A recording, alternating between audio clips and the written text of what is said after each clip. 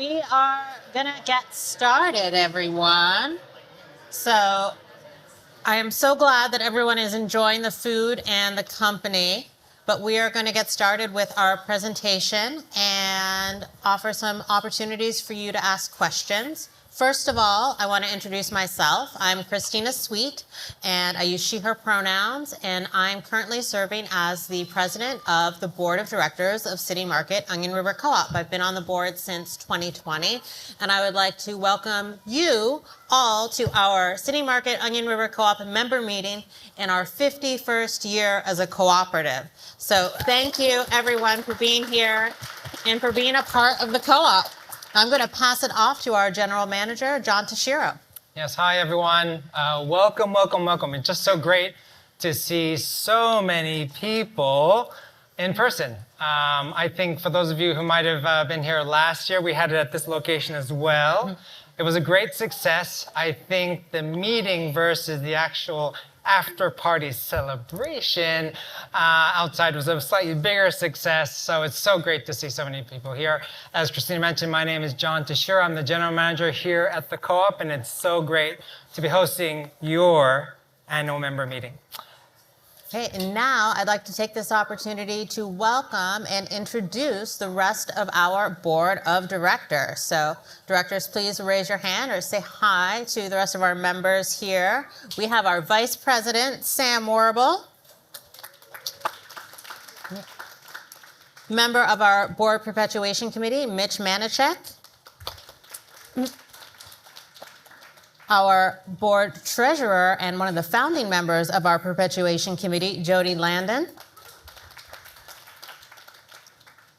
Shannon Rose Kilpatrick. Jen Savas. And another board member, Brian Topin, will be here shortly. He unfortunately had an earlier commitment. And finally, last but certainly not least, our board secretary, Milay Barr, is in Germany enjoying her honeymoon. So thank you again to all of our directors here and for being a part of our board and our co-op. So as we transition to specifically the agenda for this evening, we have a number of topics to cover. Obviously, we just finished our welcome and introductions. We'll hear a little bit from Christina around the impact that the co-op is having on the broader community. I won't read through all the different topics, but as you can see, obviously we will be introducing our board candidates and certainly also talking about our wonderful Community Service Award. Very excited to be sharing our awardee, and then certainly getting into the business part of this evening, just talking about how the co-op has performed against its global ends over the last fiscal year, which, as members will know, goes from July 1st to June 30th. And certainly I know that last year we had so many members who were very enthusiastic to ask a number of questions. We would just ask that for this year, if we can get through the different items on the agenda. We've held a specific amount of time, a little over 40 minutes at the very end to take questions. And so we just ask everyone to hold off on their questions a little bit. I know it's hard until the end. So with that, I'll hand over to Christina. Hey, thank you, everyone. I'm going to keep this fairly short, but I want to talk a little bit about the why of our co-op today, and you'll see this not just in the few words that I'm going to share with you, but in the full presentation that we'll have about our last fiscal year later on today. And when I was thinking about our impact on the community and the co-op's impact on the community, three things came to mind. One are our co-op's global end. You can find these on our website, and it really amounts to our co-op's mission statement. It's why we do what we do. And there are 5 global ends. Consumers have local access to progressive environmental, social, and healthful choices. Residents enjoy enhanced quality of life. The local food system is strengthened. The cooperative model is supported. And finally, our owners have a sense of pride in their cooperative. And I know that all of you here today have that sense of pride.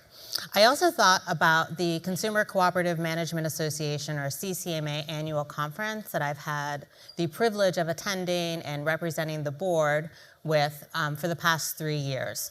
Most recently, the co-op conference was held in Portland, Maine. And so this is a conference that brings together folks from all across the food cooperative world throughout the entire country. And they were in Portland, Maine this year. So many of our board members actually got to attend. And it was so great seeing, especially our board members who were attending for the first time, really coming out of that conference and being like, wow, I guess City Market is a pretty big deal. And I think we all know how important it is to our community and how important it is to all of us. But City Market has been a leader in the co-op movement in so many ways over the past 50 years. And you really understand the respect and support that other cooperatives have and have received from our co-op when you meet folks from across the country who are involved in the co-op movement. So it was really meaningful for many of us. They also have a huge amount of respect for John as our GM and for all that our staff do at our co-op. So it's a yes, thank you. So we are truly a leader in the co-op community. And lastly, I thought about an exercise that we tried at one of our board retreats about a year ago. And that is, we asked board members to think about what their elevator pitch is for the co-op. So we know that there are folks out in our community who have never shopped at the co-op. Maybe they don't even know about the co-op. And we thought, hey, if you're going to talk to somebody who's never been to the co-op or who's been to the co-op but they haven't really considered becoming a member, what would you tell them about what the co-op means to you? Sorry, I didn't mean to hit my mic. And, when we're thinking about the elevator pitch, we're thinking about who you are. We're talking about what we do, what's unique or special about us, and what our ask or how we would want people to take action on that information in the future.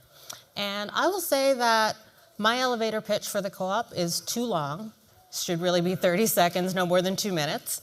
And I think many of our board members, that's probably the case. So this is still a work in progress. We're thinking about it. But today I really had the opportunity to think about who we are. We're a cooperatively owned business that's been around for more than 50 years. And we have 12,000 member owners that help operate, or not actually operate in terms of the staff, but that support the continued existence of this co-op. We have 2 locations in Burlington, and we're doing business as City Market with sales of over $57 million in our last fiscal year, which is huge. So in terms of the sales volume, we are one of the largest co-ops in the country. And we'll talk about this quite a bit during the presentation, but over 22 million of those sales are for local made in Vermont products. So that's 39% of our total sales, and that's just something that sets the co-op apart from the rest of the grocery world. Thank you. So we know that our purpose is to, again, support consumers having access to progressive environmental, social, and healthful choices, and we get to do that because we're a hybrid co-op. This is another thing that I thought about when attending CCMA, that when City Market opened the first, or when the cooperative opened the first City Market store more than 20 years ago in downtown Burlington, we adopted a hybrid model of serving and offering conventional, local, natural, and organic products. This was really a fairly new model at the time, and it wasn't common across the co-op world. Now we're seeing so many more co-ops looking to City Market as a leader in this area in adopting conventional, hybrid, organic models for their own consumers and their own members. We also know that there are many ways in which we support our residents in the greater Burlington area to enjoy and enhance quality of life. We're going to talk a lot about the organizations that we've been able to support over the past year during our presentation, and some of the special events that we get to do, like the COTS Christmas tree sale to support the Committee on Temporary Shelter. We also know that the co-op plays a huge role in strengthening our food system. So in addition to supporting local farmers and producers, we have been able to, for 2 years running, support 12 of the farmers who were affected by devastated floods over the past 2 years. So it was very unfortunate that Vermont experienced flooding 2 years in a row. But for the second time, staff were able to help pivot and support those farmers through Rally for Change. kind of moving the calendar for where those donations go. And you all, as members, were able to help make that happen by rounding up at the register. So finally, we are going to be hearing shortly from the Food Co-op Initiative from the board president, Darnell Adams, and that's one of the ways in which we're going to hear more about how City Market supports the cooperative movement and the cooperative model across the country. So I know that you are all here because you have a sense of pride in your cooperative, and I'd like to invite you to think about your elevator pitch for City Market Onion River Co-op. Why you're a member, why you think other folks maybe should check the co-op out, maybe consider membership, and think about your elevator pitch, even if it's a little bit longer than it should be, to take out into the world with you and show that pride you have for your co-op. So thank you all, and I'm excited in a moment to introduce Darnell Adams of the Food Co-op Institute, who is the board chair of the FCI that provides critical support to communities as they organize and open community-owned grocery stores just like City Market. Thank you.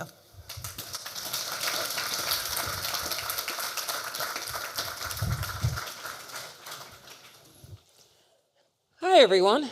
How are you? It's so good to be here. I'll speak for the next 20 minutes or so. And I'm going to encourage you, as you all ate a really nice meal, maybe continuing to eat, you're going to get settled in. You might have what some people in some communities call the itis, so you kind of get a little sleepy or whatever it might be. For these 20 minutes, go ahead and clap out loud, say some things, scream and yell if you want to, because I'm going to be saying some things that might be really exciting to you, and some things that might be new to you as well.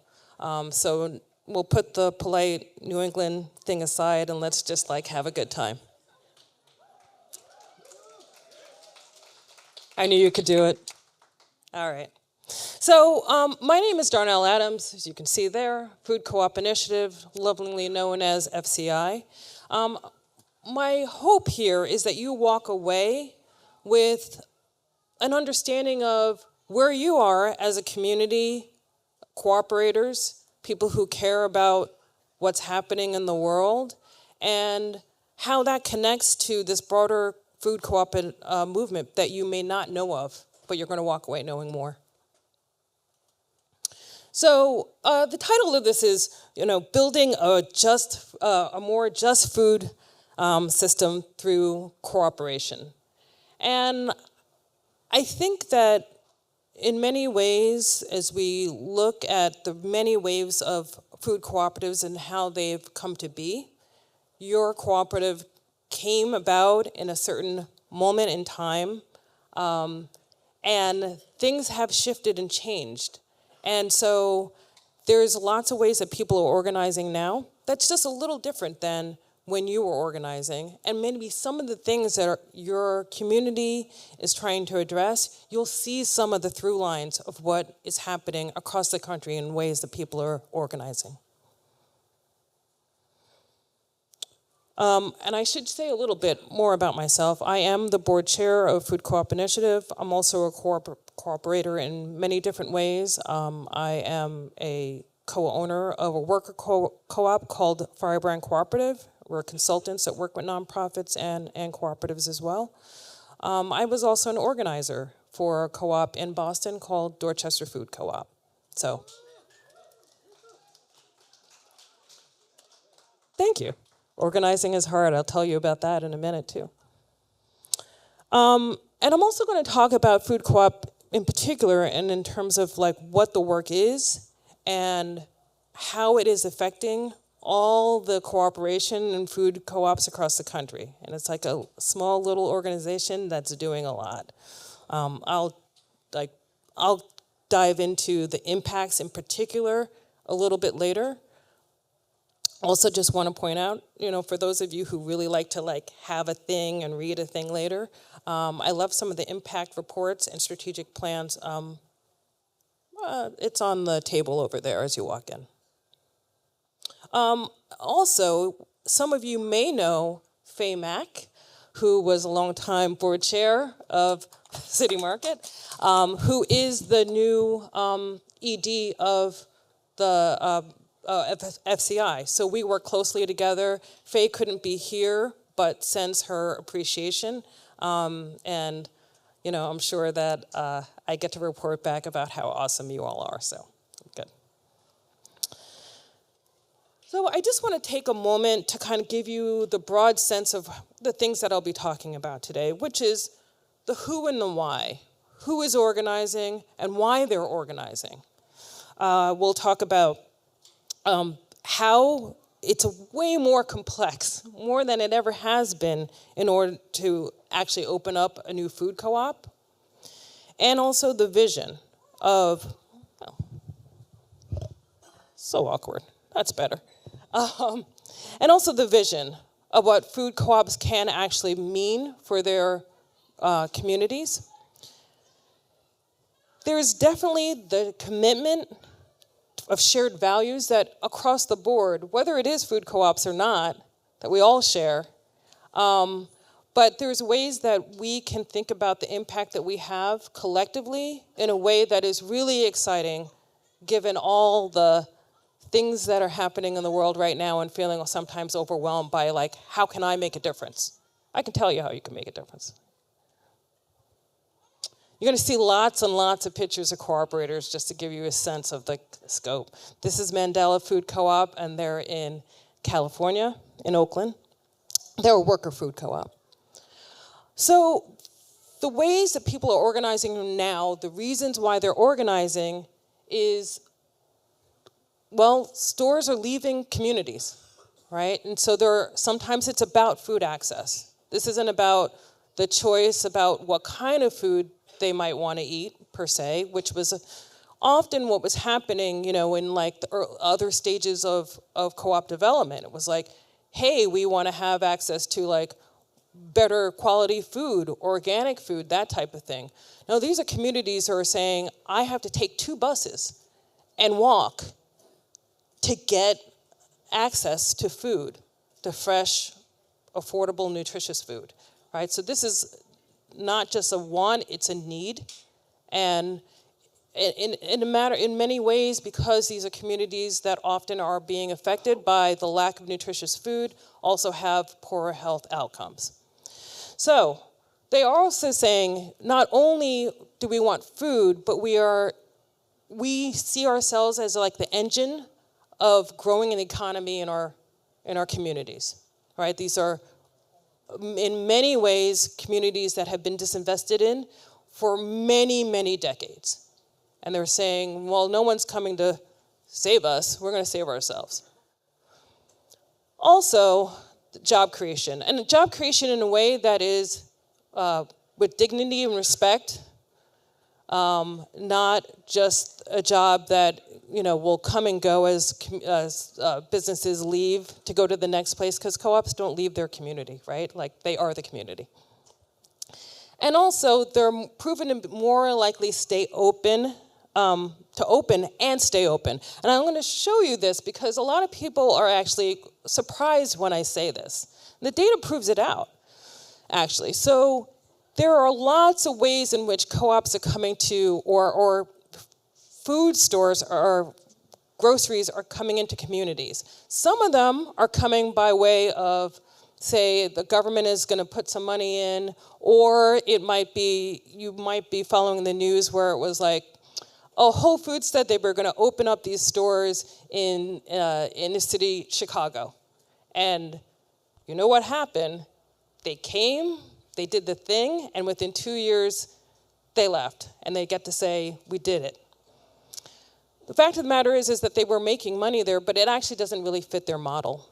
The model is to make as much money, as much profit in the store, in any location at a given time, and if it doesn't work and fit the model, they are going to leave. The profit wasn't enough.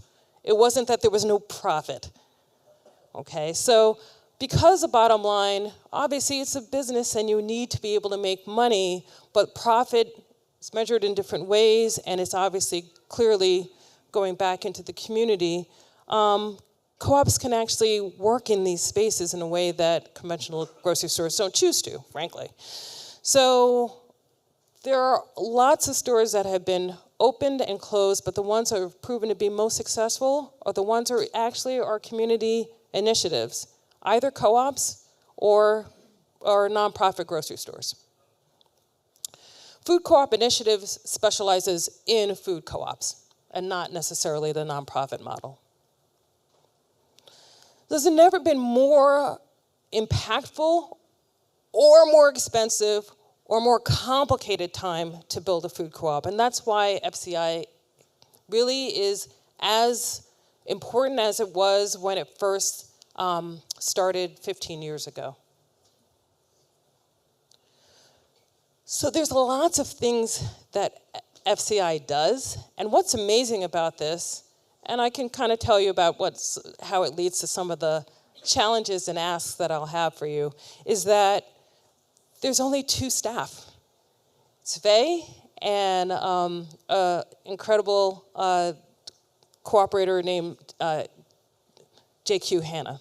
So they're doing a lot with a little, and you'll see all the places in which their work has kind of manifested. This is a teeny market in Nebraska. It's only like 800 people in the community. Thank you, yeah. So FCI supplies resources and support, and I can tell you all the different ways in that happens. So if you look across the screen, you'll see there's a guide, right? So it's like, there's phone calls that come in, and I'll show you the numbers of how many people are calling and that type of thing, but it's like, I heard of this co-op thing. I think I want this for the community. I think this actually solves some of the things that are important to us as a community and we don't have. What do I do? So there's a booklet for that, right? But there's also peer groups. So right now there are about 15 peer groups across the country of people who are organizing. So those 15 groups, I would say, in each group, there's maybe 5 or 6 co-ops. They meet on a monthly basis. They meet with facilitators who are actually able to actually talk to them about what does it mean to cooperate, what does that look like in your community, where might you get a market study, that type of thing. There's also conversions that are happening as well. So grocery stores that exist and are looking to turn into a food co-op. The up-and-coming Food Co-op Conference, so sort of like the sibling to CCMA that was mentioned before, up-and-coming food conference happens every year. Cooperators from across the country come for 2-3 days and talk co-op. It's actually, I mean, no offense to CCMA, but it's actually the most amazing conference. So that actually just happened a couple of weeks ago.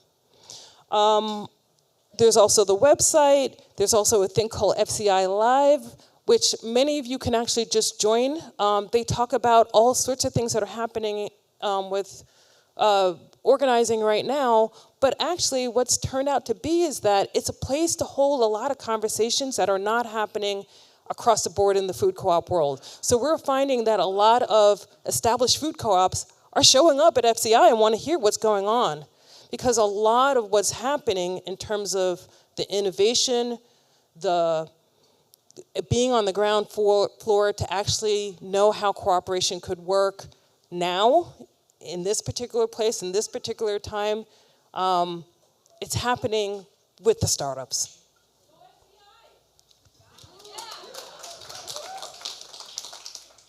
Thank you.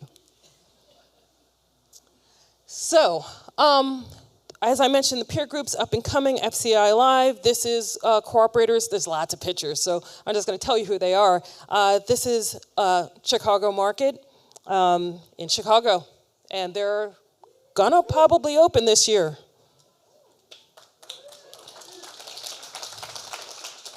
So this is the impact. 94 startups right now are active across the country. Right, and you can see the regions in which they're active. There are 70 plus inquiries coming in saying, I want to start a food co-op, right, from all over. And to date, The organization that was actually predecessor to FCI and FCI itself for the last 14 years, there's 181 food co-ops, new startups that they have helped and have opened, right? So there's more than that they've helped. Actually, 181 of them have opened. So here's a little picture of 9 food co-ops that have opened in the last 18 months. You may know of some of them. Assabet is in Massachusetts. It's a Wild Onion in Chicago. Dorchester Food Co-op in Boston. My Home Co-op. So they're all over the place doing a thing. There's Kodiak, Alaska, right? So, and they're, solving for really being in a really isolated place with difficulty kind of bringing things into the community. A co-op was an answer for them. Yeah, Kodiak. So, just so you know, in this region itself, this is the map of the people who are organizing right around you. 2 of them that have opened, that was Assabet and Dorchester right there with those, the red stamp, but the rest of them are organizing all around you. So you are a part, even if you don't know, there's all this activity happening right here. For instance, did you know in St. Johnsbury, right here, they're organizing.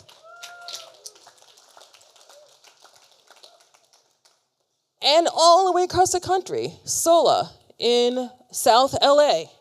So these are the faces of the people who are going to be opening the stores, and they're going to be your, they're going to be your fellow cooperators. So, well, they are your fellow cooperators now, but they'll have a store that's open. Front Porch Grocery Store. This is Warren, North Carolina. And so there's like lots of places that this is happening.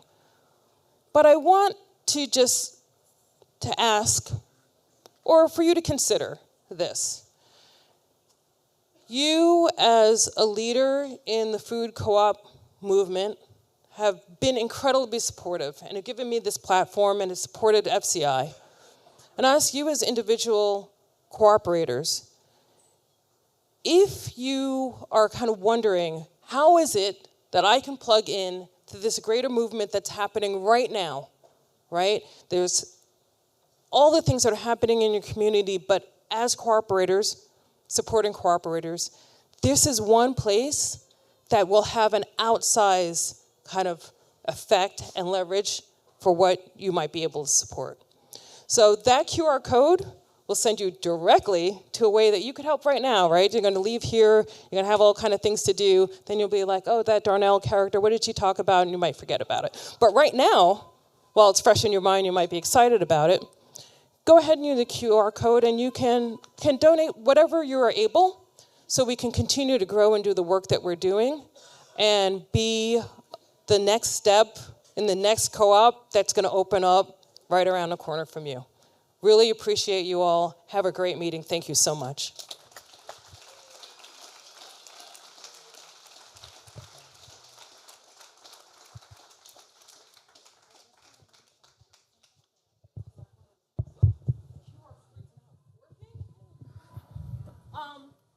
FCI.coop.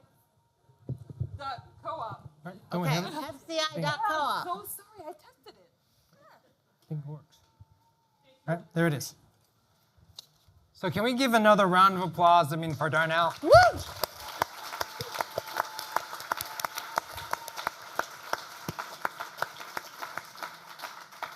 So I think Darnell mentioned, and I have to say that we are so honored to have you with us. Because I think everyone knows, City Market Onion River Co-op started small back 50 plus years ago, right? It was through sheer determination of all of you as members that has allowed us to be able to really support our community in a really significant way. And that model was amazing. I learned from so many of you. I know that Don Schramm is here. I know other members who I've met, 30 plus years, 40 plus years have been members here of the co-op supporting us, every step of the way. It's time that we continue to support the next generation of co-ops that are going to be evolving in different ways.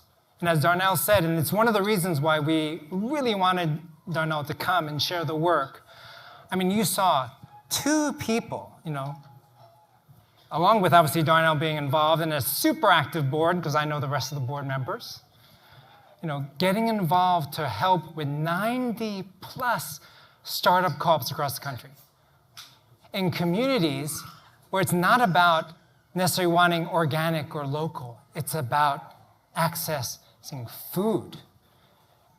And it's a real shift, I think, and as a well-established co-op that we are, and I've talked to GMs, I'm actually headed off to a GM meeting tomorrow where the 150 largest co-ops in the countries are going to get together. We meet twice a year. And it's the biggest topic that we are talking about. We've been talking about the last few years to say, how can we evolve our thinking to look at a model that may not actually be about local and organic? I know, for some people, it's a real pinch point and it's a real pain point to say, well, how can we look at a food co-op that doesn't do local and organic? But if you really think about our mission, it's about providing food. And so some of the co-ops that Darnell talked about are conventional co-ops. They only provide conventional offerings. And there's nothing wrong with that. Because ultimately, we need to really have people access food. And they can certainly evolve at some point. And so, as Christina referenced, I think it's really something for us to be able to talk about the hybrid model. And I know that we get approached by many co-ops to say, wow, City Market, Onion River Co-op, how did you evolve to become a hybrid model? And the longtime members in this room know it was something that was imposed upon us from the city. But we embraced it. We embraced it in a way that I don't think people could have imagined. At the time, when it was required to offer at least 30% conventional products, and it was a big deal. I've heard the history, I've looked at YouTube videos, I've heard the stories, what the hell is tofu comment from back then. And yet we look back and we say that was enabled us really to be able to provide access to the entire community. We have communities from a pure affordability standpoint cannot access local and organic. It's just not doable at this time. But we serve a bigger purpose. We serve a larger purpose to be able to provide access to food. And it's organizations like FCI that are really getting on the ground, working within the peer networking groups. And I've talked to many of the startup co-ops too to share the learnings that we've been able to provide as we also received by the broader community. And yes, we are shifting our funds to support FCI's work because it's so critically important for this country to be able to provide food. Hard to believe, right? We're such a developed country, and yet typically 1/5 of children across the states, they go to bed hungry. I mean, think about that. We're a developed country. We take pride in being such a wealthy country, and yet we still have this issue. And food co-ops have made that difference over the years, but our work is still just begun. So I'd love to set a record. Quite honestly, I would love Darnell to leave this meeting and head back to Boston, or actually head back to all across the country and say, you know what, I spoke at City Market and River Co-op's annual member meeting, and boy, we set a record in terms of funding. I seriously mean that. I really want us to be able to set a record in terms of what do we mean by support. And the financial support will go a long way, as you saw with the limited resource that FCI has. So I really ask you from us as City Market and this community to help another community or many communities across the country, because we are committed to doing this work. So thank you.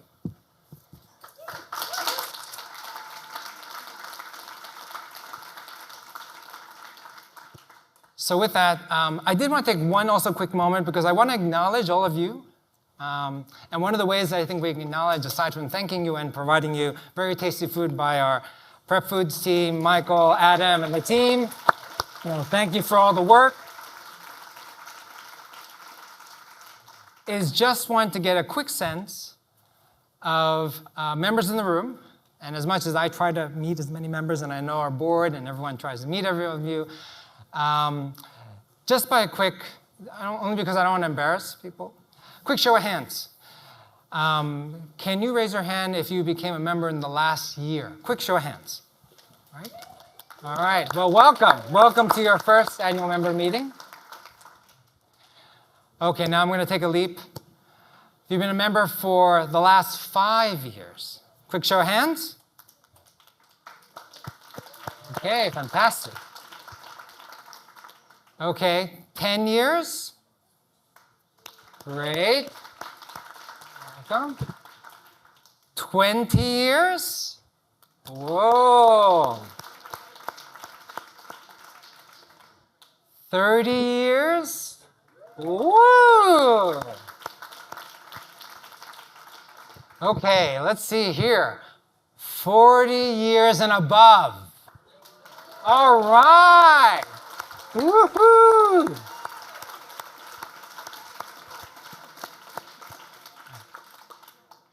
Thank you for your support. We are so glad to once again continue to have you at this annual member meeting.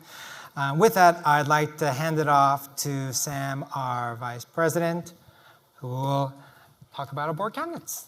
Sam.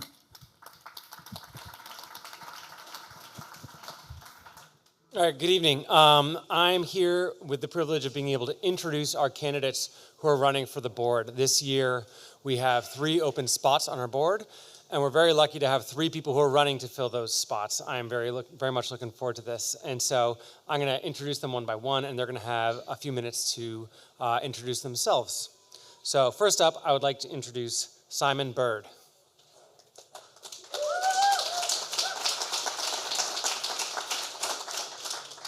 Hello, everyone. So I'm Simon Bird. I'm a candidate for City Market's board this election. So I'm a resident of Burlington. My family and I live just down here by the South End store. My wife, my 3 kids all live there. My one son is in the back here being kind of loud. So we're very frequent shoppers visit the South End store, and I'm sure there's many that wish we were there less frequently. But to us, City Market is just an incredible asset to our Chittenden County community. It's so much more than a simple grocery store to many of us, and I'm excited at the opportunity to be a larger part of helping the community of member owners to achieve our goals and achieve the mission of City Market we've set out for this. The goal for it to be an inclusive place that reflects and represents our community, and that serves equally everyone, whether a member owner, or just a general shopper that's not a member. Sorry, a little nervous. But okay, so I first joined the co-op many years ago and was very excited to be a member worker, especially back when we could work in the store. And it was really fun for me to be part of it and be part of that community.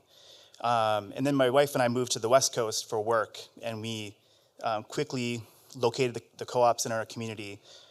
And we love them. They were great stores, but we found that they were all worker-owner cooperatives, which were great, and they served that community really well.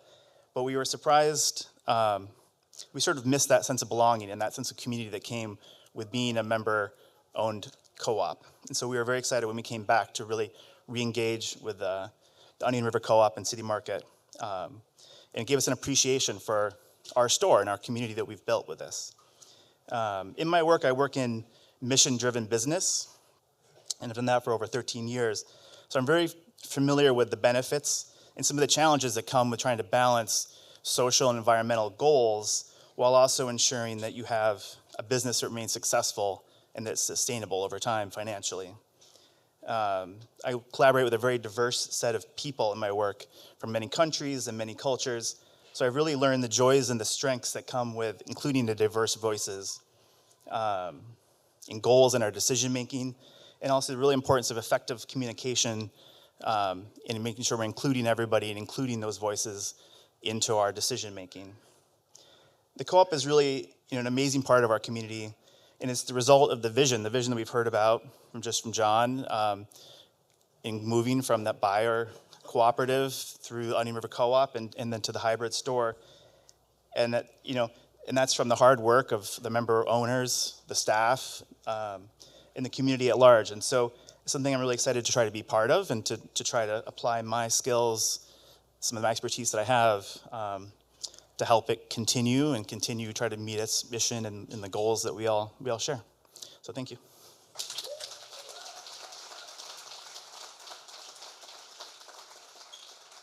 Thanks, Simon. Next up, I'd like to introduce Mariela Torres.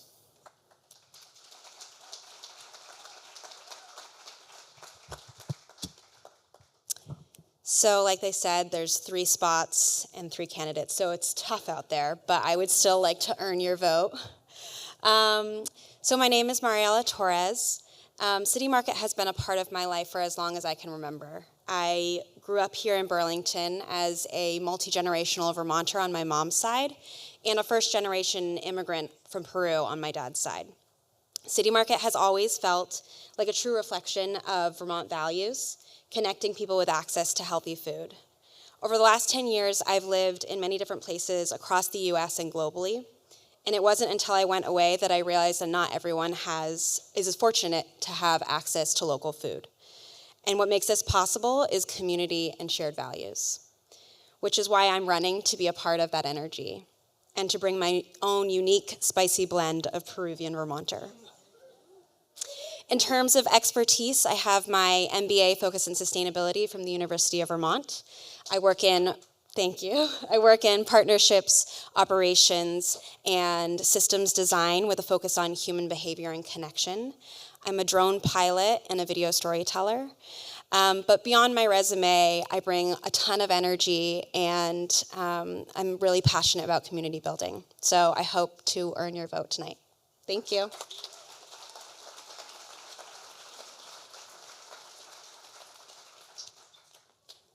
Thanks, Mariela. All right, our third candidate, you've actually already gotten to speak with a little bit, but our third candidate is running as an incumbent. This is Christina Sweet, who is currently the president of the board and finishing, I believe, your second term? Third. Yeah. Hey, thanks everyone. Hi, it's me again. I'll keep this short, but I do want to share a little bit more about myself personally and why I love being part of the co-op board and would love to continue my role in the co-op board. So I've been a member of the co-op since 2012 when I returned to Burlington after several years away in Chicago and New York City. When I lived in Chicago, I was actually a member of the buying club that later developed into the Dill Pickle Co-op. So I've always really had an interest in food and local food systems, but in a big way, just like food. I really like to eat and I like to shop. And one of the things that I've noticed on people's name tag are what they just bought at the co-op or maybe their favorite items at the co-op. So I realized I didn't share that earlier. And some of my favorite items at the co-ops are actually one of my 2 cats' favorite items as well. I live with my partner currently in Essex Junction, and we have 2 lovely cats. And one of them, we've learned, also likes a lot of the foods that I like whole milk yogurt and local leafy greens, in small quantities, of course. But she really has got a little bit of a health kick. She still likes her treats too, though. And one of the things I wanted to share today, just as a member of the board since 2020, is that one of the things we've been working on is board perpetuation. You may have noticed that some years we have as many as 13 candidates for the board. Jody and I ran in 2020, and we had 13 candidates for 4 seats. This year we have 3 candidates for 3 seats, which is excellent, and I'm really excited about our board candidates who will be board members with us beginning next year. But I really think that we have a lot of work to do some more outreach and recruitment so that we have maybe a more regular number of board candidates, and so that we also have a short list of candidates that may be interested in being appointed to the board when we have folks step down from the board for whatever reason. They've got a new work commitment, or maybe they're leaving the community and moving somewhere else. So I encourage you, if you're thinking about getting more involved with the co-op, but maybe not ready to take the leap into becoming a board candidate, to talk with a board member today or to email us from the Board of Directors webpage to join, maybe think about joining the Board Perpetuation Committee. We have 2 members of the Board Perpetuation Committee who are on the board here with us today, and we also have a couple of members of the committee who are not board members here in the audience. And I really think it's a great way to get involved in member work if you're not currently a member worker, or to learn just a little bit more about board service.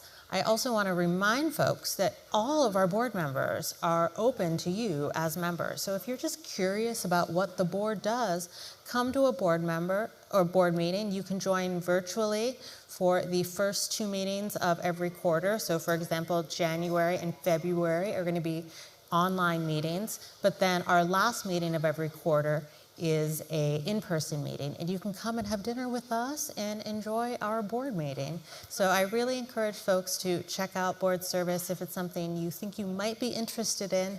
And I really just want to say that I've loved serving on the board. I love how all of the interesting perspectives that our board members bring, and I'm really excited to serve another term. So thanks.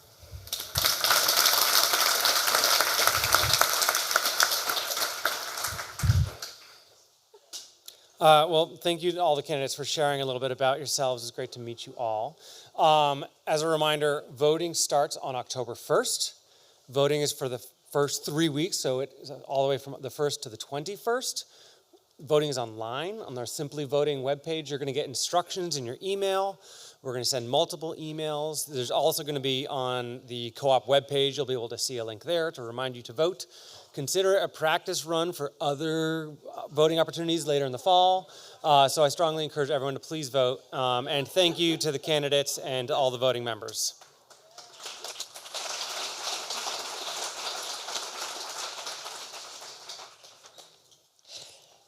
Hi, my name is Shannon Kilpatrick. I'm a board member, a City Market board member, obviously. I am here to present the Community Service Award it's presented in honor of Don Schramm. This award recognizes an individual for their outstanding contribution to our community. We received a variety of different candidates this year, a variety of different nominations. All were worthy, and it made it very tough for our board to choose just one. However, this year's awardee, I'm proud to give this award to Samuel Dingba. Samuel is the Youth Program Coordinator with AALV, where he engages and supports young people from ages 14 to 24 with programming at the Old North End Youth Center. We commend his commitment to AALV's mission to reduce the disproportionate amount of minority youth that enter the juvenile justice system, and thank him for his positive impact in our community.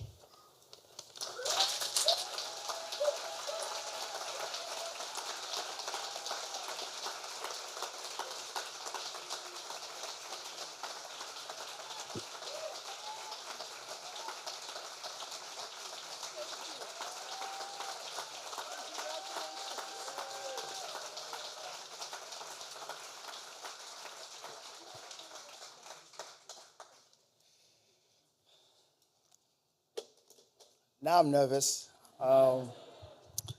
So yes, my name is Samuel Dingba.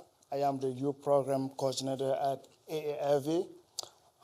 After graduating from UVM with a master in public administration and also being a basketball player, I really wanted to give back to the community.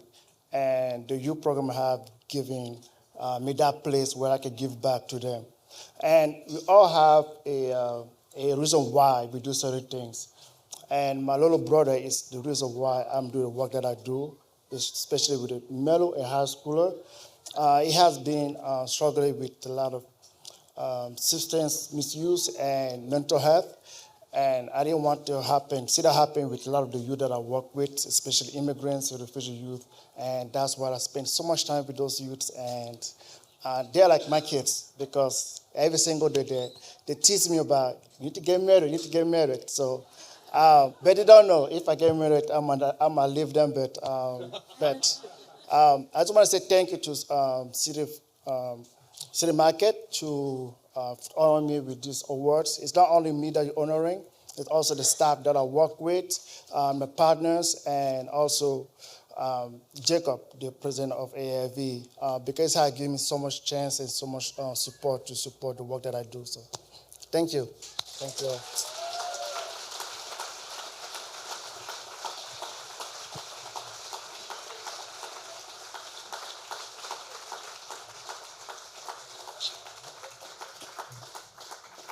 Once again, congratulations, Samuel. So honored to be able to provide and present this award to you. And I think all of you know, obviously we say in honor of Don Tram. Don is with us this evening. I know that many years ago when I started, almost close to 10 years ago, we used to call it the Don Tram Award. And Don, very early on, I think in my first week as GM, I think we met, and he said, John, if you could do me a favor, because when they say it's the Don Tram Award, people wonder, like, am I still alive? And I never forgot that. And then in the third year, I think we chatted about it with the board. And so since then, we've talked about it being a community service award in honor of Don Tram. But really, Don, we so appreciate, obviously, all the hard work you've done. And obviously, to be able to honor Samuel for your work in the community, it is really wonderful to be able to really share that with you. I know we're going to get into the business portion in just a moment, but I do want to just give a real huge shout out, and I really would ask you to join me in giving a round of applause for our amazing board members. I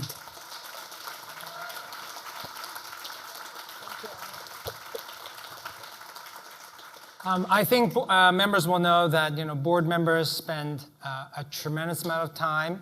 We have monthly board meetings. We have strategic sessions, we have board retreats, we have fun board socials. But obviously from the GM standpoint and our staff, it's really wonderful to be able to have wonderful conversations with people who are so passionate, so committed to really the mission of City Market and Room Co-op. And I would be remiss if I also didn't give a shout out to Michael Healy, longtime member and board facilitator who has helped really navigate a number of conversations with myself and our board through a number of different changes and challenges that we've had throughout the year. So thank you, Michael, as well. With that, let us get into the actual business portion that I'm sure you've all been waiting for. Okay. This co-op builds communities. At City Market. Go back one, sorry. I did, sorry, I got too excited. So we want to share, before we get into the actual performance of FY24, Sheree McFarland, where are you, Sheree? Thank you. Who is our Director of Community Marketing and her team. We've worked very hard to obviously want to convey the values of the co-op. This is an ad that is running on Hulu, which I suspect many of you may have already seen, but we wanted to share it at the meeting before we get into the details of our last financial year. So with that, this co-op builds communities. At City Market, we work with over 400 Vermont farmers and producers to source over 3,000 local and made-in-Vermont products. Our amazing producers bring us seasonal produce at its freshest, high-quality milk and cheese from Vermont cows, and delicious made-in-Vermont foods from pasta to pickles. And when you shop at the co-op, your money stays right here with farmers you know, building our thriving, resilient local food system. That's City Market, cultivating food for the greater good.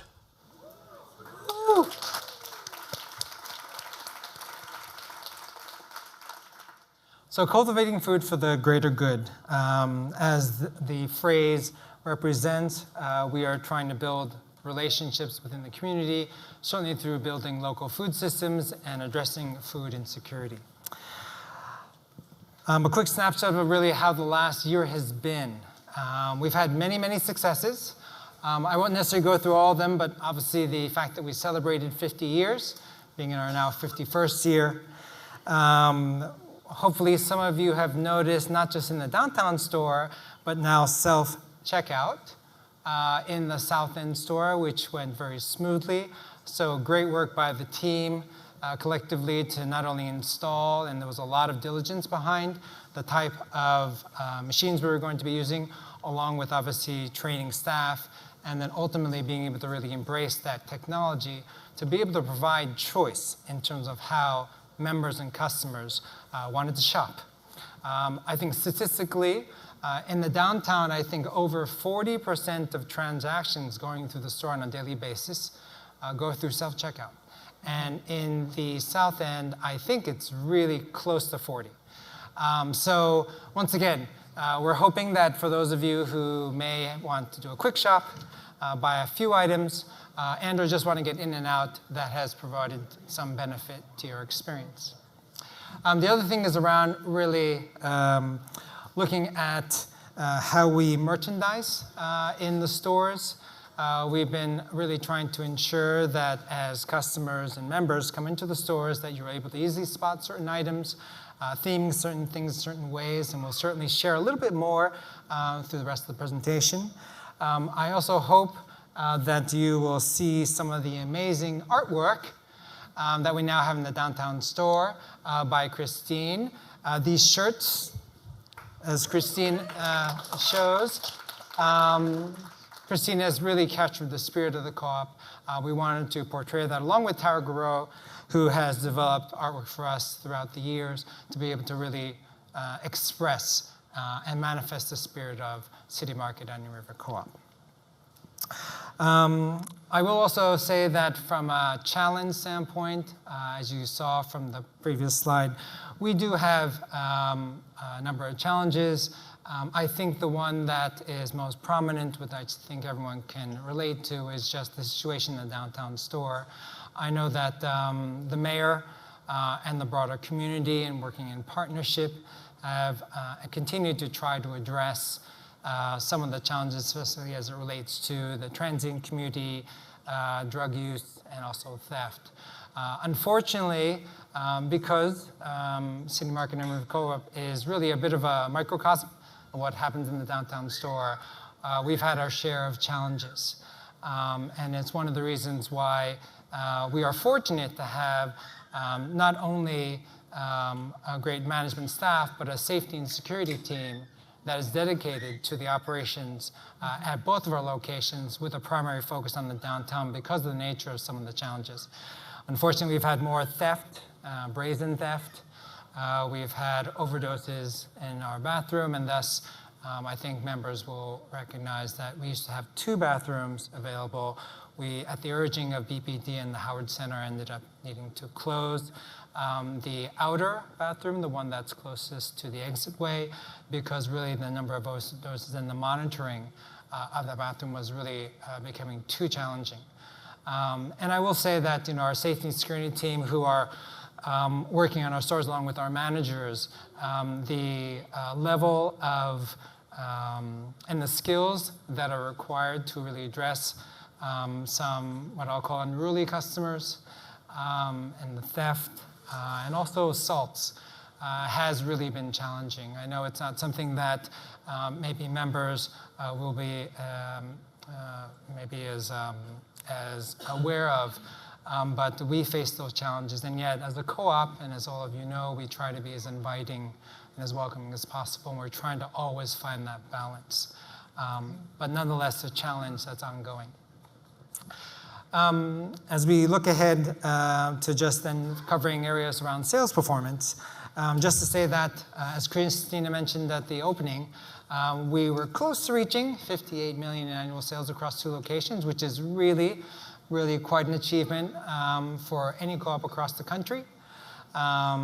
And I would say that the breakdown, whether it be with member sales versus non-member, local versus non-local, and as well as the contribution between those 2 stores, continues to be something that we closely monitor. We're very fortunate, as we define local as anything that is produced or predominantly manufactured in Vermont, that we are able to sustain such a high percentage of our sales because of really the interest and the actions that you all choose to do as you purchase products at our stores, which is quite and something that we really do appreciate. I will say that for me, and I know that Christina shared her favorite products, I have two. I think I've shared one in the past. Natto, which is a fermented soybean. It's not for everyone, I'll just say. Very synonymous and well known as a product in Japan. My heritage is Japanese, so and even in Japan, half the population like it, half the population do not.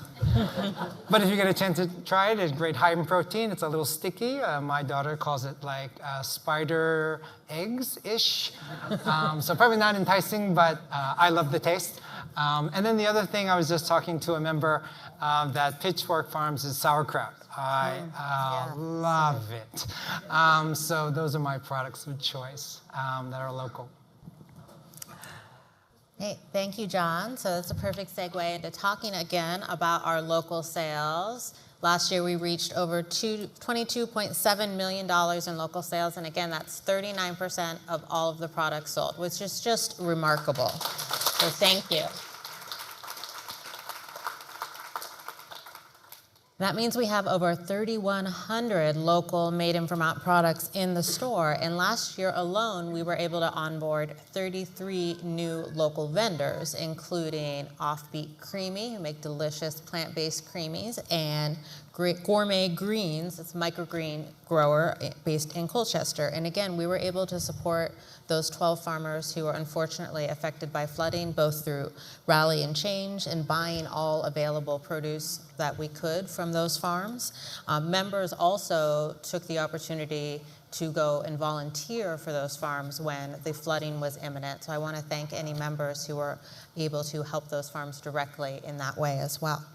Thank you to everyone for supporting your local farms. As mentioned earlier, just in terms of looking at the sales contributions between our downtown and the South End store, the trends over the last year were a bit of the opposite from what we'd been experiencing the previous year. But I think many members will know, especially those who might live in the South End or shop in the South End, or that obviously the 50-year plus project of the Champlain Parkway and the conclusion of phase one really had an impact early on. And I must say that I learned a lot about paving and obviously, there's a temperature consideration, but also about blasting. Who knew blasting could be such an entertainment? To the point where people literally came to the stores, and I saw families that brought their children and said, it's going to happen, it's happening, and the siren goes off, and then people are looking, and then you see this, and then they said, let's come back later to see it again. But we work very closely with the city, so really a shout out to the city, obviously Mayor Moreau, and Chapin, especially Department of Public Works and Norm, who has obviously moved on. We worked with them in close partnership with the rest of the businesses really in the area, and it's great to see the Champlain Parkway, at least for phase one, and the signaling all settling. That has really brought back sales to the South End, which has been great to see. We talked a little bit earlier just in terms of how we are also trying to be more intentional about not just our merchandising, but also in terms of our sales. I hope if you like chicken, I'm vegetarian, so I don't, but I cheer everyone on who does, that you've taken advantage of the $9.99 rotisserie chicken every day. A great idea, by the way, where both Sheree and Michael came up with this idea that has really driven sort of not only existing customers to potentially try it and buy it, but also new customers. And we do want to introduce and attract new customers. Hopefully they'll become members and join us at these meetings in future around some of the offers that we have. Beer sales, once again, I'm not a drinker, so I live vicariously through our staff. But real reset around our beer areas across both stores, we've seen some increase in sales, which has been wonderful to see. Once again, we do run a business, as members know. We want to make it so that we are addressing any of the needs that customers and members may have. And so just two examples of what we have been doing and will continue to do in this new year as well. And what can I say? We have amazing, amazing staff.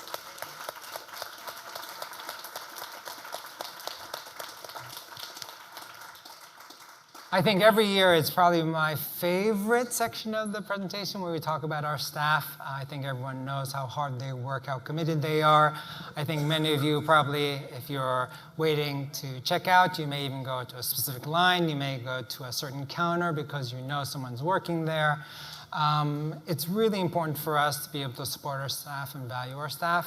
And we can't thank them enough. Obviously, many were involved in hosting this event for you, but also just on a day-to-day basis. And it's really, I think, a great sense of pride that we have in how we really value our staff.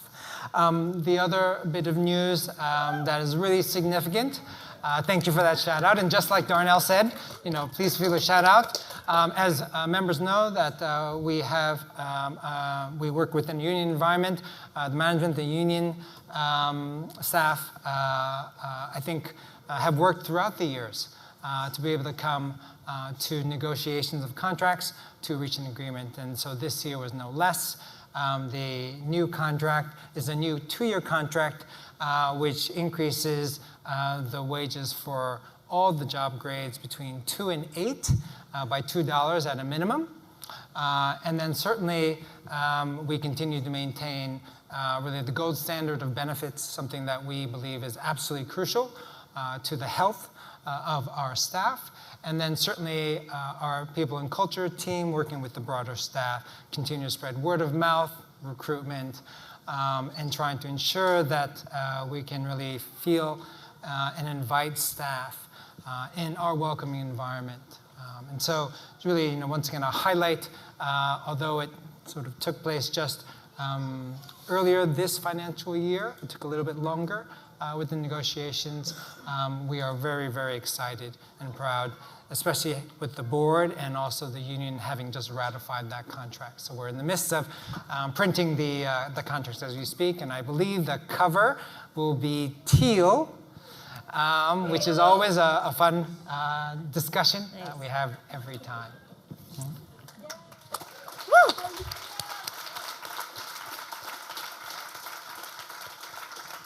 Great. Thanks, John. And now we get to talk a little bit about membership and celebrate the fact that we are over 12,000 members strong. So thank you all for being members. As you can see, our membership has fluctuated a bit, but is overall up from our sort of low point after fiscal year 2020. What we saw is that after the South End store opened, we had a little bit of a bump in membership, and then some of those members dropped off. But what I think about now that I've been on the board for a few years is that what we see today, 12,172 members, it's a snapshot in time. So there are many members folks who maybe joined in the past few years who are going to be ready to renew their membership and add themselves to this list when we get to our next member discount days, which we will talk about next. Our member discount days, if you remember last year, are a few days in the calendar when you can save 20% off your purchase of $50 or more. And there's actually no limit to how big that one purchase can be on which you can save 20%. So, as you can see, our next set of member days are coming up on October 29th through the 31st. But John, I would love if you can share a little bit about what our biggest cart size was during our last member discount days. Yeah. So how much did one member save? Yeah. So I'm wondering, maybe that member might be actually in the room. But if you can just shout out, what do you think that basket size was? 20% off on one day across those 3 days. Sorry? I hear 800. 10,000. How much?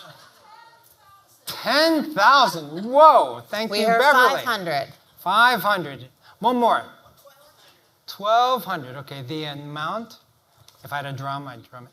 1,300. 1,300. So really, once again, we think it's a great opportunity to really celebrate you as members and really invite you to take advantage across one of those 3 days. And let's see if we can come back next year at the member meeting and say the new record might be X. Right? So. Great. We're also going to talk a little bit about our Members Go Local program, which is a revamp of our business partnership program. And you can check out our website and learn more about the businesses where you can receive a discount just from being a co-op member. So thank you again to all of our new and renewing and paid in full members. As you can see, these are some of the highlights from our member drives last May and last October.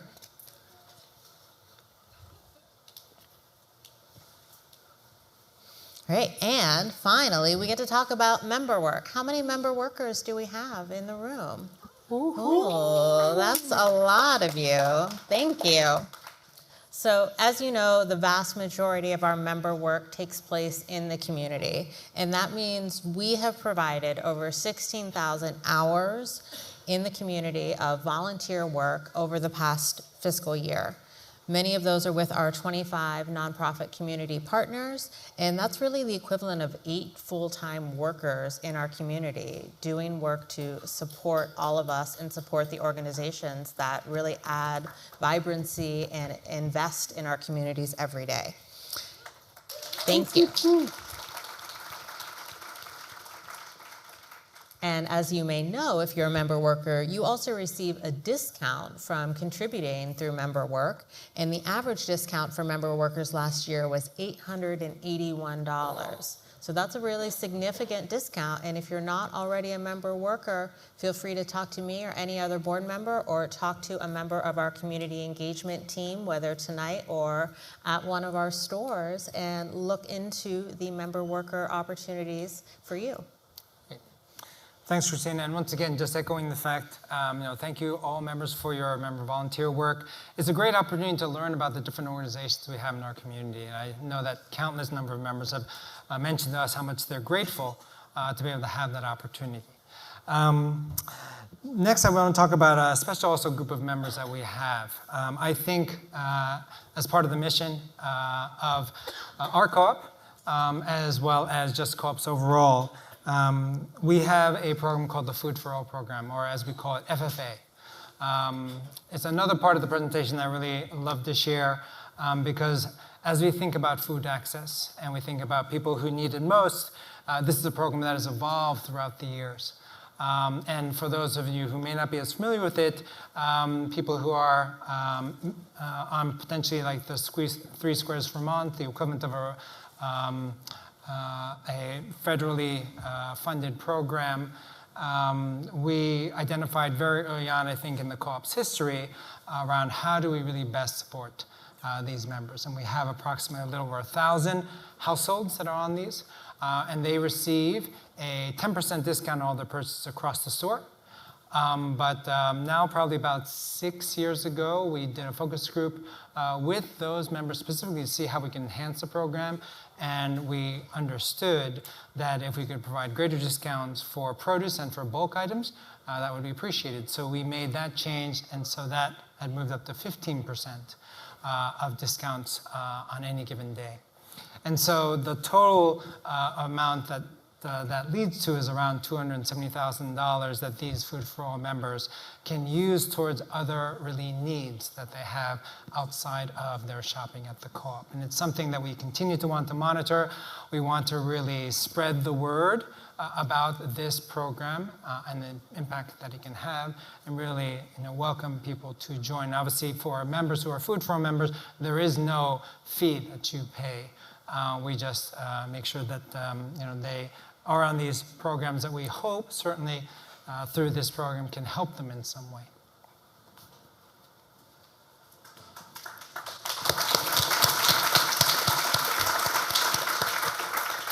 so we just talked a little bit about how member workers help support our community through the work they do for nonprofits and other organizations out in the community. But we also support community organizations through sponsorships and donations. So last year, the co-op supported sponsorships and donations to organizations like the ONE Farmers Market, the Inclusive Arts Academy, Age Well, March for Meals, and the Champlain Housing Trust with over $28,000 in sponsorships and donations. We also, thank you, everyone. We were also able to support 9 community organizations with co-op seedling grants, which is a really exciting grant program that offers small grants to nonprofits, not just in Burlington and Chittenden County, but throughout Vermont every year. So it's a really great program that is partially currently funded by Rally for Change. So in a year in which the co-op is profitable, the members, you may know, have the option to not cash their refund checks, and in that case, those funds would go into the pool for co-op seedling grants. In our current year, we supported those grants through Rally for Change, but we also supported donations to many other organizations throughout Vermont with a total of $148,544. So that is all you, all the customers and all the members making the decision to round up at the register to put $148,000 back into the community. Thank you. And I also think it's worth noting that since 2014, which I believe is when that was Rally for Change was introduced, we have raised over $1.8 million through Rally for Change. Just those little rounding up at the registers, $1.8 million. Thank you. Great. Just to give you a quick reminder in terms of also some upcoming events. So I think we've talked about the member discount days. Really be great to see as many members in our stores across those 3 days. So we look forward to it. I think the other thing is, we continue to find ways to support those flood relief efforts that certainly, for us, our farmers, our producers have a hard enough challenge as it is just growing local food. So we continue to do what we can, whether it be possibly bringing in even additional products that were initially planned from those farms.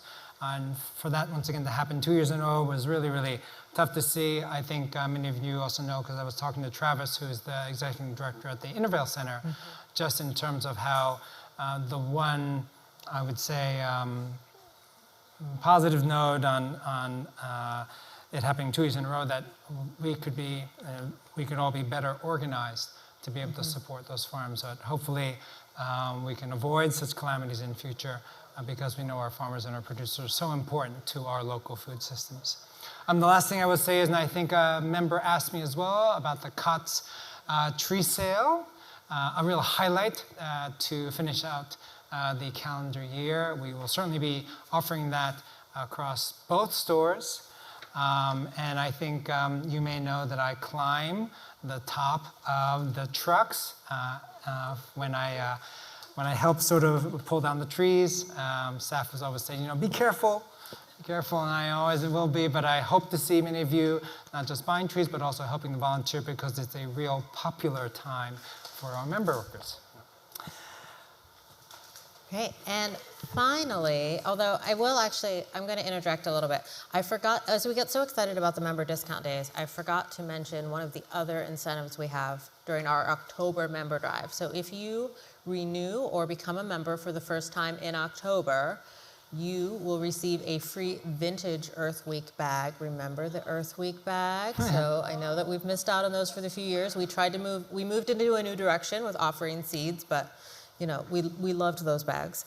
And you will be entered to win one of 20 prizes, including gift cards from many of our Members Go Local partners and a grand prize $500 City Market gift card. So just another reason to renew if you're up for renewal in October, and to encourage folks to join the co-op.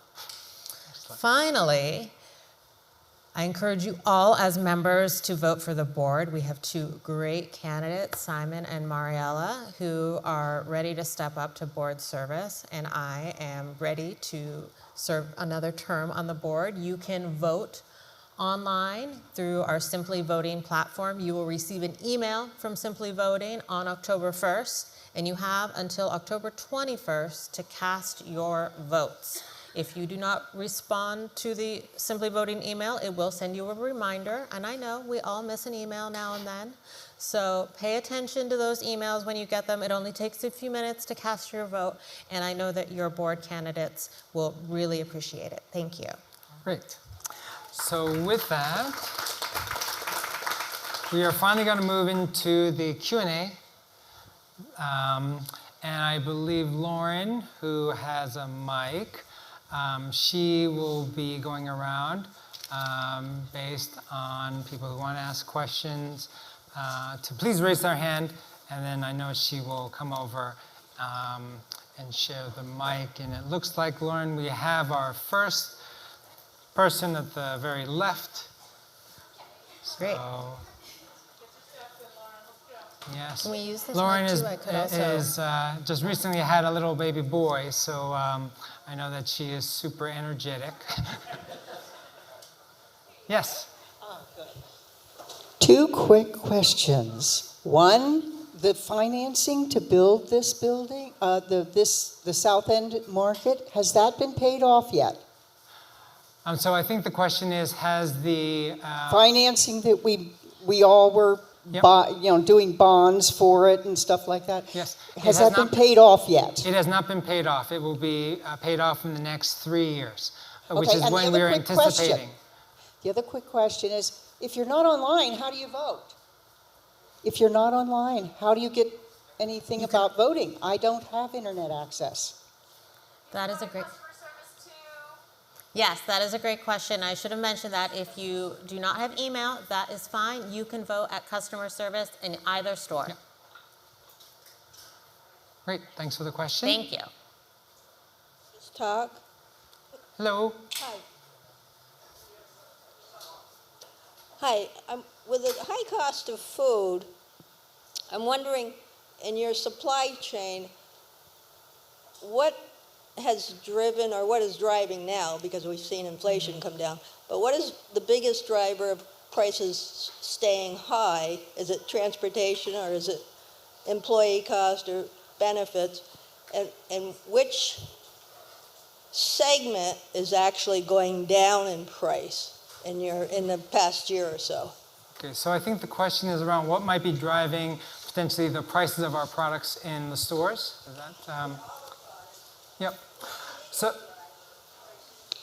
So it's a combination of things. I must say that there isn't just one aspect. Obviously, the cost of goods, which includes both the production of the item as well as the transportation, because the cost of fuel is certainly driving up the costs, and we are constantly monitoring sort of the costs of goods, along with balancing what we believe we're able to sort of sustain and keep accessible to our members.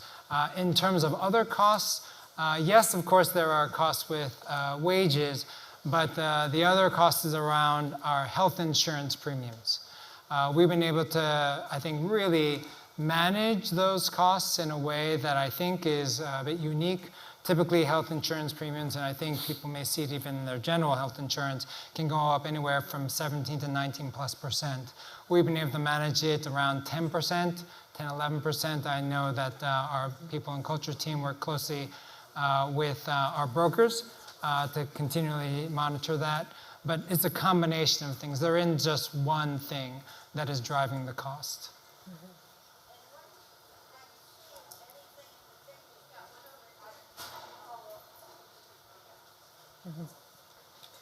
Sorry, another bit of a hardball. I know that it wasn't on this slide, but I know that in previous reports there were operating losses since 2021. I'm curious just about the cash position of the Yep. co-op. Is there any liquidity concern? Yep. Sounds like so- you'd make a great board member. Yeah, that's a great question. So just to be clear, so we predicted not to be profitable for at least 5 years once we opened the South End store, which is on November the 16th, 2017. I'm not recommending any co-op ever open in November for obvious reasons, but we did, and we anticipated 5 years worth of unprofitability. At this point, we are looking at getting back to profitability in about 3 years' time. It's driven by really two key factors. So one is really COVID, because up until the 2 to 3 years prior to COVID, we were actually tracking better than our pro forma, which is essentially a financial analysis before you do an expansion that allows you to track really how you are performing against what we anticipated would happen. So COVID really sort of hurt us pretty significantly. I think members will know that safety is our highest priority.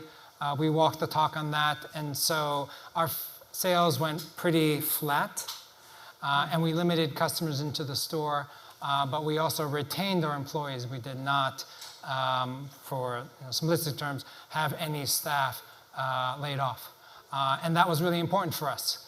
But it had its financial implications. At the same time, we did seek a PPP loan, and we were able to get loan forgiveness. So while we were able to maintain sort of employees with flat sales, because of the loan forgiveness, we were able to be in a good cash situation. As it currently stands, we've been anticipating some pretty significant losses over the last few years, but we actually have been doing much better. Case in point, FY24, this is non-audited numbers because we have Gallagher & Flynn doing our audits right now. We anticipated a loss of 1.8 million in sales, and not sales as a net income.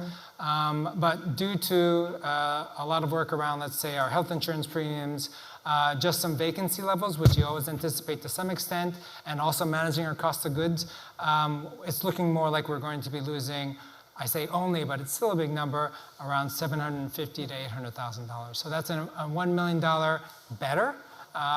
And so our cash flow situation going into FY25 is looking better than we had anticipated. All that being said, whether it be around the cost of retaining staff and wanting to really continue to invest in our staff, healthcare premiums, once again, we're in the midst of negotiating new numbers at the end of this calendar year. Those will have impacts. So we hope that our cash flow situation will continue to be better than what we anticipated. We've been able to do that in all the years really since we predicted on profitability. But part of it is also driven on also wanting to continue to drive sales. And with the Champlain Parkway now at least open for phase one, and as people continue to shop at both South End and downtown stores, we hope that we will also meet our sales targets that I've shared with the board every fall. And we have an upcoming retreat coming up with the board where I do an update in terms of really where our cash flow situation is. So just to say that if we were to follow that forecast over the next 3 years, we will be fine in terms of cash flow. But certainly we want to be better than fine. And we were very conservative in terms of our estimates and growth. So hopefully that gives you a sense that, and once again, 3 years back to profitability, I think we're feeling pretty good at this point, but still there are some unknowns. And I know that things like the election might potentially also have some impacts and such. But more broadly, we're in a pretty good financial state. Great question. Thank you.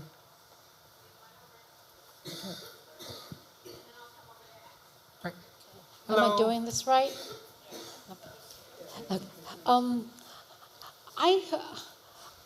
The amount of bags, reusable bags for me has increased greatly in my house, and sometimes I forget to.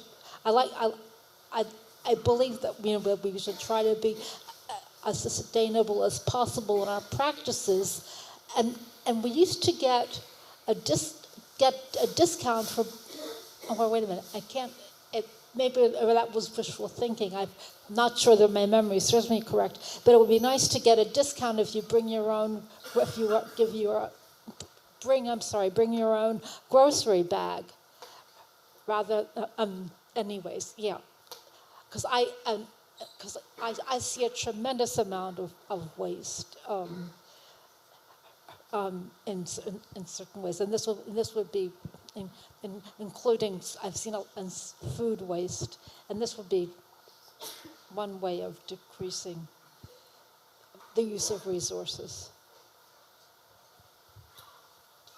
I think the question is there going to be a discount for bringing in your own reusable shopping bag? So at this point, we have not made any plans for that. I must say that one of the reasons why we stopped, as much as the Earth Week bags were very popular, and we were giving away anywhere from 20 to 25,000 bags every year, and we know that they were very popular. We felt that over the years, as we've been doing this program, we felt at that point, so last year was the first year we didn't do this, that we felt there were enough reusable bags in the community to be able to sustain, at least for the foreseeable future, people to be able to bring their own bags. As it relates to incentivizing and rewarding people if they brought their reusable bags, I would say that we'll take that into consideration, but at this point we haven't made any plans to do so. But we hear, you voicing the view to incentivize, and we certainly do ask our customers and our members if they have a reusable bag, that we would really like to encourage it. One thing I think I will add to that is that because there is a fee now for non-reusable bags, you're saving money by bringing your reusable bags, because you're not then paying for those disposable bags. And we have another question in the back. Thank you. Will you accept a comment instead of a question? Yeah. I think it would be a good thing if the co-op started thinking about and planning for going plastic-free.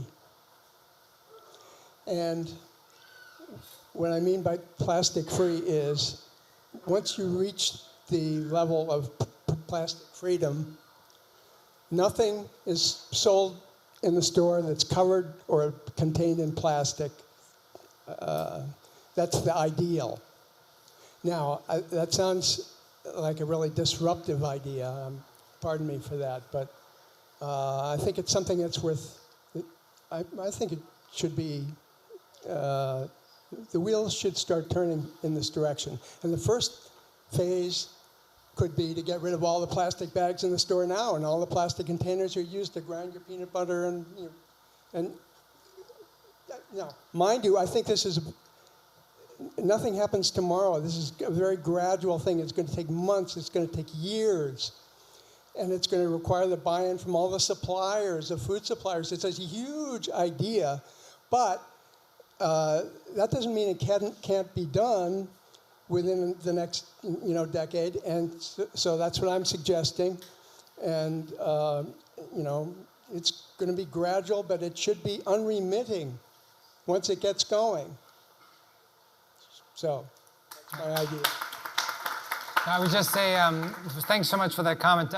The environmental initiatives that the co-op continues to sort of explore and conduct include how we look at waste, right? I think everyone knows that when we look at food retail, waste is a significant issue.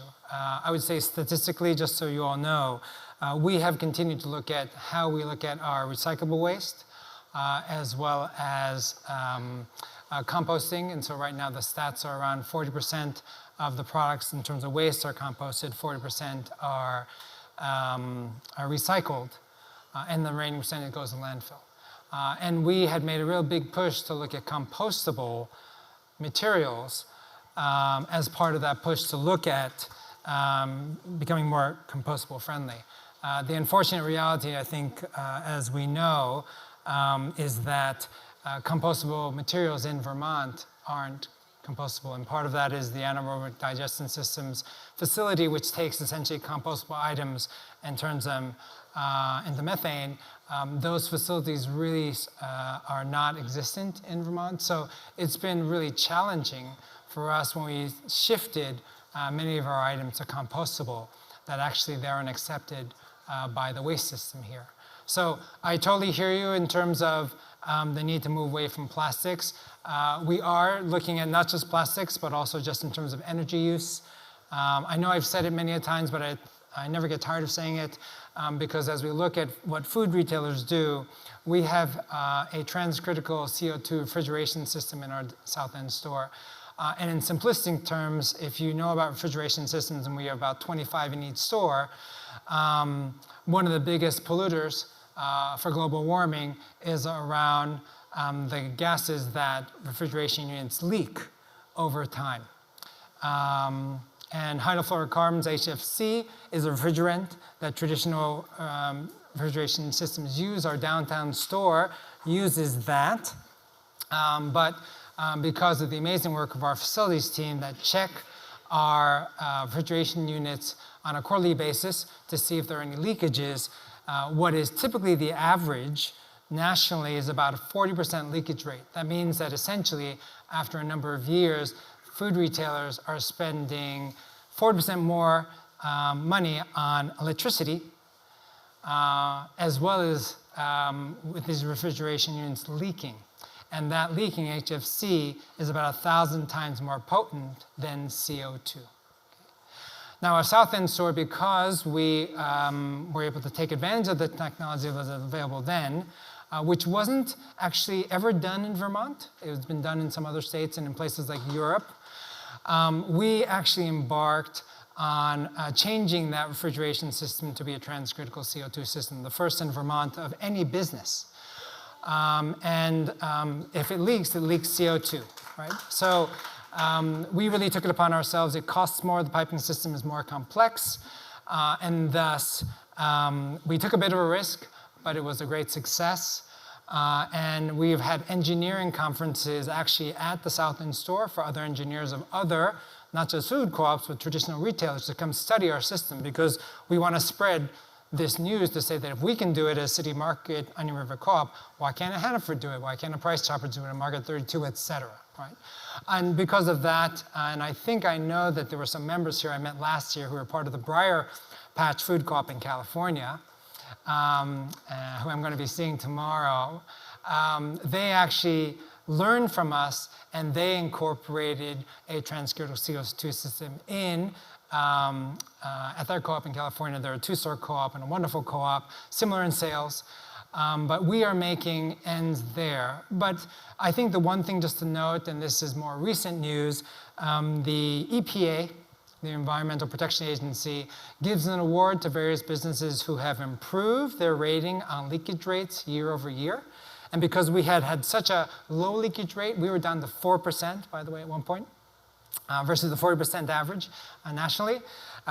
We actually won the award again, and our facilities manager actually is going this week to accept the award. It's called the Green Chill Award, because our footprint was 0. Right? So we had no leakage in the downtown, and we had leakage in the South End, but it leaked CO2. Right? It leaked CO2. It leaked what that is, right? CO2. So the leakage was 0.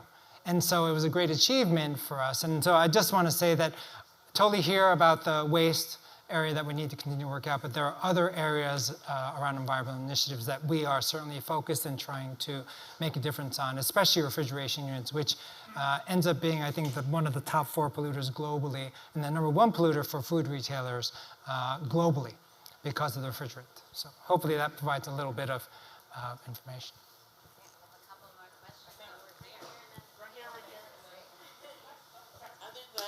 Board Perpetuation Committee, are there other board committees that members can serve on?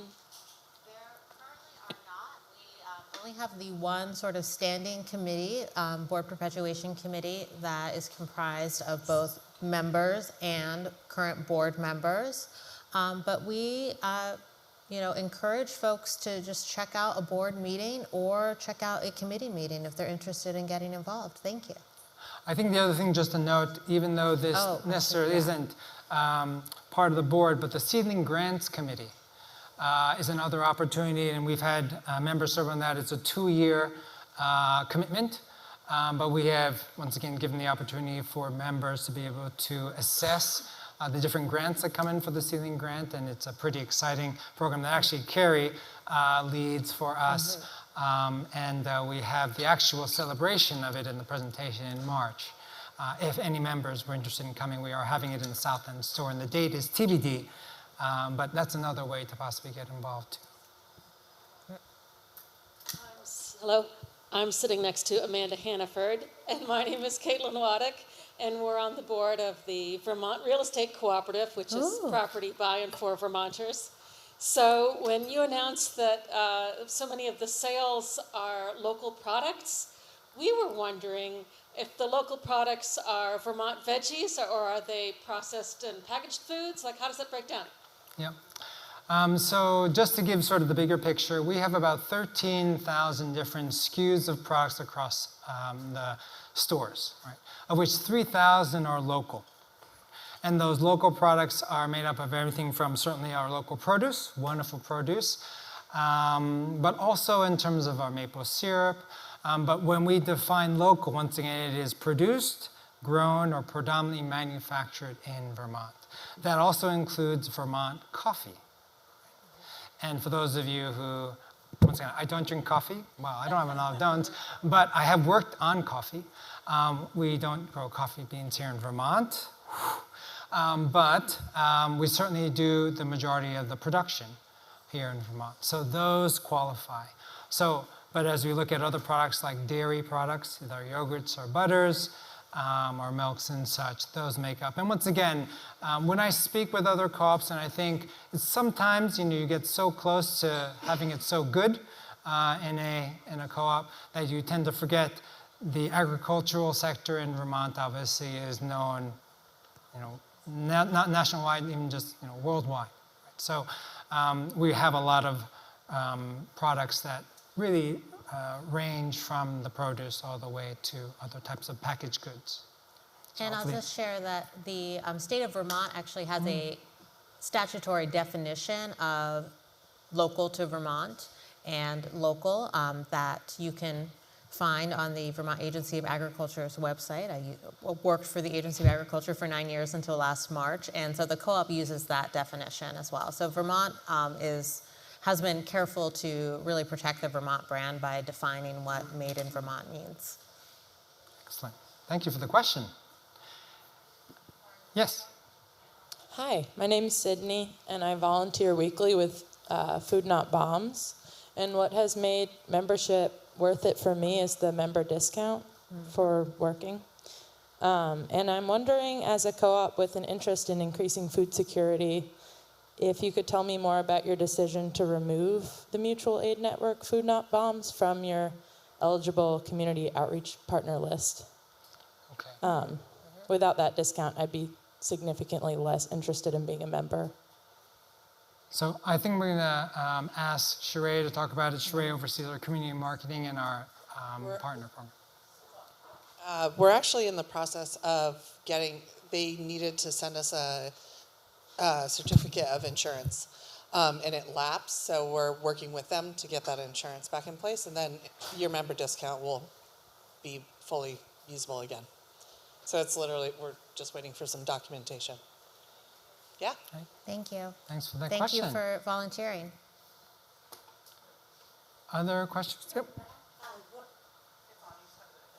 What's the increase in theft at the store, then, both in terms of cost and percentage increase year over year that you've seen, or if there's been a couple of year pattern? And there's sort of a second part to that question. I'm wondering, what is your policy for some of the loitering and interactive activity with the transient population that's in front of the store often? I know that City Market is a place of great tolerance, and I generally see that. I didn't know if you had any practices that, what your policy said about removal or when you step in. I actually have seen some customers sort of accosted and more uncomfortable with some of that. So I'm just curious how you've been handling that. Yeah. So as it relates to statistically in terms of the number of, the percentage increase in terms of theft, I would say roughly it's probably been anywhere from a 20+% increase in theft. So I mentioned earlier about theft and brazen theft, right? And maybe I should explain that a little bit more. So we have had, up until 4 or 5 years ago, a number of people who would try to steal from us. We had pro teams. And I say pro teams, you might be wondering pros. And it's like they literally, there are 2 or 3 people that come in and they distract or create distractions and other people steal. And because we have a very sophisticated camera system across both stores, 40+ cameras across both stores, we're able to assess certain situations. At times we may not be able to intervene in that moment, but because we have the footage, and we work closely with Burlington Police Department around that too, because sometimes those people have also committed unruly things outside of the store. And so we have a trespass system when we do find people who have stolen from the co-op. The trespass system can be given as a verbal, written, and they can last anywhere from 6 months, I've seen up to 2 years, because of the nature of the theft. I will also say as an aside, and this might be a little surprising, we have people who also steal our carts quite a bit in the downtown store. The carts and the smaller carts and the larger ones, but more the smaller ones. Last fall to winter, we had 20, 30+ carts stolen. And people have said, well, why don't you put a GPS system, a locking system on them? Those have impacts as well in terms of their functionality over a period of time. We've seen, so we go into the community to find our carts sometimes, and I've had this experience firsthand where I see a cart and I approach the person who has the cart and I say, excuse me, I think that it's a City Market cart. May I have it back? And let's just say the person wasn't cooperative. So we deal with that type of theft in a number of different ways. I think to your second question around policy, so it's a really sort of sensitive area because once again, we want to be very inclusive, right? And we know that people are having hard days and such. And so whether they end up lining up at our stores right as we open, especially, this is really primarily happening in the downtown store. It happens a little in the South End, but really primarily in the downtown. And they might come and get a coffee and then sit in our cafe for the entire day and such. So we try to use our best judgment, depending on the situation, to at times move people on. After a certain period of time, you can imagine, yes, we are very understanding and patient about it. At times, I know that we have even helped some people because we have close partnerships with the Howard Center to be able to maybe offer support in a way of the different types of phone numbers to be able to call and such. So it's a really, there isn't a sort of simple response I can make to this. And once again, our safety and security team, I also want us to be mindful that they deal with this situation multiple times a day, right? And I think you've seen it. I mean, I talked about the assault. It's really horrifying to see some of the assaults that happen. I also have been assaulted in the store, spat on. Literally, some of our safety and security team members have been attacked. People trying to just really fill up their carts and they try to run out and they run into the people. Some of our safety and security team have been thrown yogurt at and milk, and I mean, the stories go on. And yet, we try to be cooperative. We try to be understanding. It's a hard work, and that's why I give such credit to our safety and security team who do this every single day from very early, even before right as the store opens, to well into the night. After we close the store, we close things down. Even though we close at 9, they might be leaving as late as 10:30, because we want to make sure our staff have all finished up and are safely out the door. Because of the challenges, we've also been working closely with Chocolate Thunder. Mikey and his team, I think everyone may know of him, and their team, they do an amazing job. And then also with Sensor.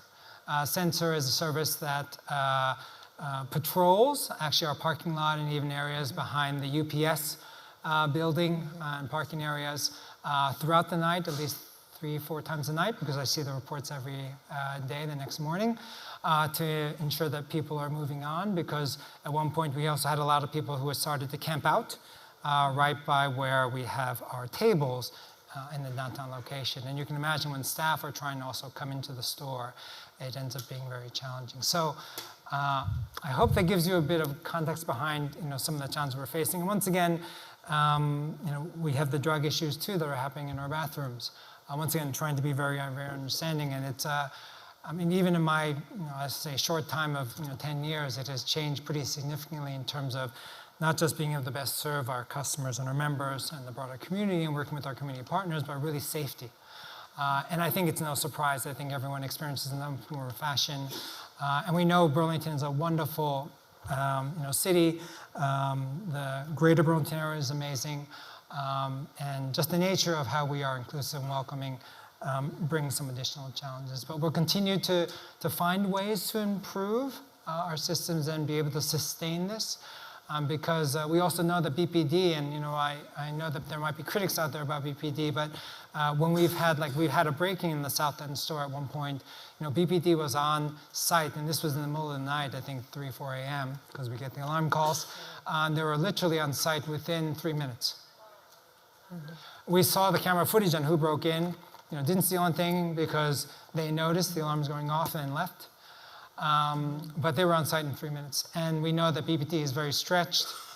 We do call them, but fortunately we have a safety and security team that's able to address some things in the moment. But we also know that they are very stretched and dealing with, I don't want to say more severe issues, because every situation event is challenging, but they are dealing with other challenges. I've heard at times drug overdoses, about 28 in a day, 28. A bit unheard of. So I don't want to be the bearer of bad news, but I also want to be honest that we as the co-op collectively are trying to address these situations as best as possible in the spirit of what we are here, and that is to really provide and be part of a healthy and vibrant community. And in many ways, we hold ourselves to a high standard, and we want to model and be empathetic and be understanding. So that is what we continue to do, and see how we can best support the community at large. So hopefully that gives you some context. Thank you. Any other questions? Oh, great. I did want to give a shout out also, maybe some of the members might have noticed, but we actually have Hunger Mountain Food Co-op's board or council here with us too. Carl is their president council. Also a member of City Market, so thank you, Carl, that delivers bread to us. And I will just say that Hunger Mountain, a great partner of ours for many, many years. I will say personally, they're a longtime GM who moved on just late last year, was a great mentor to me. And places like Middlebury Food Co-op, Brattleboro Food Co-op, Putney Food Co-op, we have such an array of food co-ops all across Vermont, the highest number of food co-ops in any state per capita, which are so fortunate to have. Just wanted to say thank you for coming and being part of our community as we support you too. So I think that since we don't have any more questions, maybe we can now then bring this meeting to a close. Christina? Yes, well, thank you again, members, for being part of our 51st member meeting, or maybe it's not our 51st member meeting, but it's our member meeting for our 51st year. And I really hope to see you all next year. Thank you. Great. Thank you, everyone. Have a nice evening. Great. Nice job. Thank you.